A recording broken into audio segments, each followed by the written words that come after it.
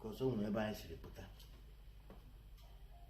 Igbo nwere eze, kama n'ihe mere mụnwa ga-ekwu n'okwu a bụ na Igbo ejuru ofu obi.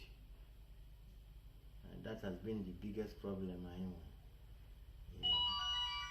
Na ị na-anya na obodo a mụ na gị nọ n'ime ya nke a na-akpọ Nigeria, ọ ga-ekwe mụ na gị na-abụ nghọta dat na Igbo na-ewepụta through akọluche ha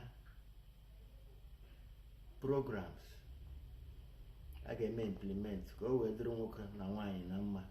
But these programs at the end of the day ha mee ha na introduce, you see that none are they hijacked by some other people who use these implementations to their own advantage. Ibe anyị, ọ na-afụgo ka ụkwa si wee da mawara ibe ya.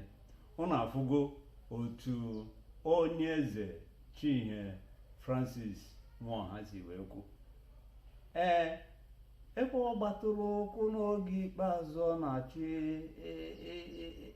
imerube okwu a, ọ sịrị na Igbo nwere eze. Ihe iji amata na Igbo nwere eze bụ na ịbịa na mba ọbụla Igbo nọ, a na-enwe onye eze na-achịkọta ndị Igbo. Anyị nwere onye eze igwe Paris, enwere igwe London, enwere igwe USA, enwere igwe Lagos, enwere igwe Australia. Amam kemgbe ntabi ire ịma na onye Igbo ka mba makwara ma asụ oyibo a. Enwere igwe London. Ebe dum ndị Igbo nọ n'obodo niile dị n'ụwa ka ha hara wee gba gburugburu.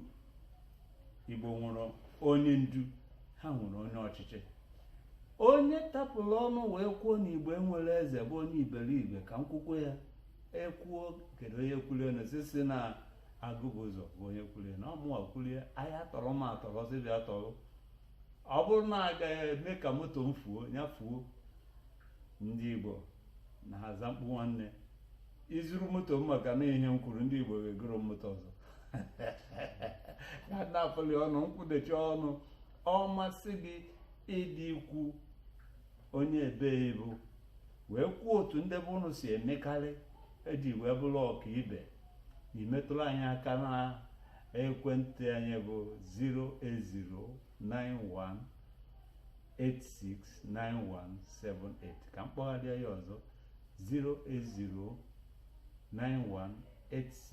08091869178.